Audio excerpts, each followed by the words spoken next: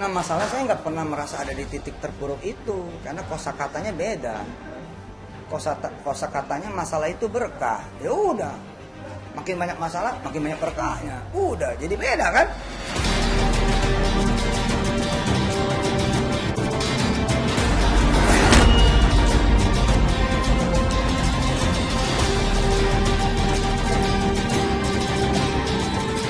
Alih-alih mengendur, 3 kasus wan prestasi yang menjerat Ustadz Yusuf Mansur justru semakin panas dan mengeras.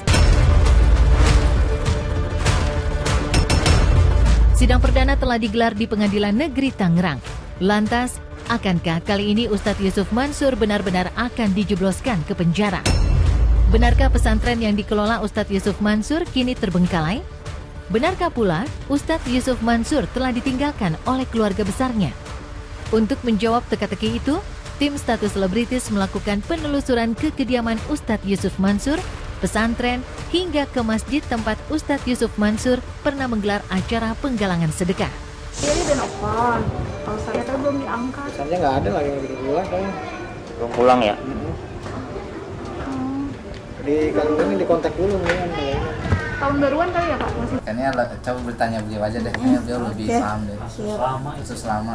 Oh ini kasus lama. Oh ternyata kasus sama ya? Ya kalau keinginannya sebenarnya dari awal itu pingin hak-haknya itu yang sudah diinvestasikan tuh dikembalikan kan gitu.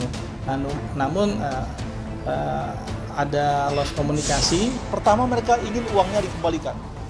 Kenapa uangnya dikembalikan? Karena nasib uang mereka itu tidak tahu juntrungannya. Terus saluran-saluran komunikasi tidak bisa mereka mendapat manfaat dari saluran komunikasi yang dibuka oleh Yusuf Mansur.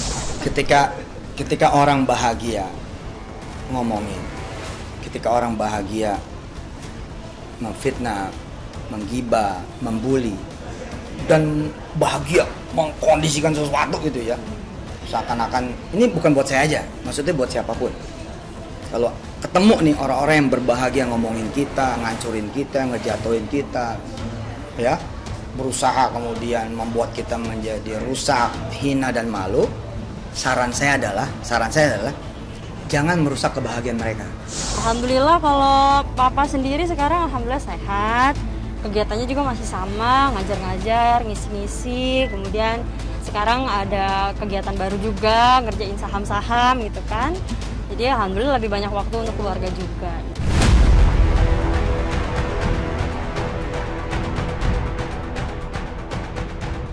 Diserang dari berbagai arah, Ustadz Yusuf Mansur sendiri konsisten memilih diam dan fokus melakukan pekerjaan serta mengesampingkan berbagai tudingan miring pada dirinya. Perlahan tapi pasti, sikap diam Ustadz Yusuf Mansur mulai membuahkan hasil manis saat sejumlah kerabat dan keluarga dekat Ustadz Yusuf Mansur angkat bicara membela sang Ustadz. 10 tahun uang itu digunakan oleh Yusuf Mansur. Sekarang aset itu ada. 2 tower, 2 gedung berdiri. Hotelnya beroperasi. Terus tiba-tiba uang itu dikembalikan ke investasi. Bagaimana orang itu mau puas? Investasi itu ada, aset itu ada, hotel itu berjalan. Terus uangnya dikembalikan. Nah, Ustadz itu tidak milik hotel itu, tapi milik kebersamaan. Itu ceritanya kepada saya, ya. Dia tidak mengatakan bahwa ini miliknya, dia tidak. Bahkan dia bilang kalau nanti setelah operasional mendapat margin, maka ada orang yang berapa yang sudah mengikuti investasi, dia kembalikan lagi hasil dari investasi itu. Selalu saya mengajarkan kepada anak-anak saya, kalau pertama kali mah harus merasa salah aja, merasa kurang aja, merasa lemah aja. Dulu tuh aku marah banget kalau misalnya ada orang yang ngomong negatif gitu ya ke Papa gitu. Apalagi seiring berjalannya waktu, aku udah mulai agak dikenal juga, aku pun sama gitu, dapat juga komen-komen negatif. Tapi Papa adalah sumber di mana aku bisa dapat kekuatan. Di tengah gonjang-ganjing kasus hukum yang membelitnya, Ustadz Yusuf Mansur ternyata terus melakukan pergerakan-pergerakan untuk membuktikan dirinya bersih dan bertanggung jawab. Di tengah amukan badai, Ustadz Yusuf Mansur masih berusaha tetap berdiri tegar, sembari membeberkan fakta sejumlah uang yang diminta pihak-pihak yang merasa dirugikan telah dibagikan. Ustadz ini bersedia apabila ada orang yang meminta uang, yang ingin mengembalikan, dia terbuka, tinggal telepon aja atau tinggal bicara Saya tidak mau investasi, saya mau kembalikan. Dia bayar. Kalau dia benar-benar sudah kembalikan 2.500 orang, mari kita buka sama-sama, kita sewa akuntan publik, kita audit sama-sama, lembar per lembar bukti yang dia katakan telah kembalikan itu. Dari situ baru kita bisa pastikan apakah benar dia berkata bahwa sudah 2.500 orang investor yang dikembalikan. Perlu diketahui lembaga kami, PPPA, itu 2 kali menerima penghargaan informasi publik terbaik dan selalu diaudit setiap tahun. Jadi insya Allah lah mudah-mudahan ini bisa mendapatkan kepercayaan dari publik yang lebih luas. Namanya Pak Solah orang Mojokerto, 12 sama 2. Tapi ditransfer 16,5. Saya bingung loh, Mbak, berapa sih kerjasamanya itu? Ya itu Gus yang sertifikat itu 12 sama 2. 12 juta sama 2 juta.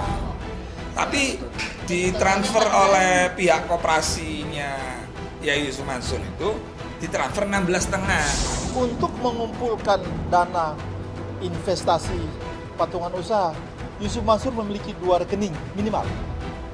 Rekening pertama di BCA, rekening kedua adalah Bank Mandiri. Saya punya filenya. Yang patut dipertanyakan adalah kedua rekening itu atas nama Yusuf Mansur. Sekali lagi atas nama Yusuf Mansur. Padahal nama dia yang sebenarnya adalah Jam'an Nur Khatib Mansur. Kita kalau ngelihat cacian, makian, hinaan, bulian, fitnaan, gibahan, terus dibungkus ini bahwa semua adalah pupuk. Selesai kan gitu. Itu bukan hinaan, pupuk.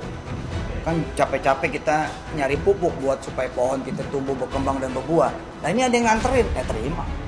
Sebenarnya kita udah ngasih somasi pertama, kedua, itu ada itikat kami untuk islah. Yuk kita selesaikan sama-sama. Istilahnya non litigasi lah. Nah, tapi tidak ada jawaban, tidak ada tanggapan. Akhirnya kita ajukanlah gugatan.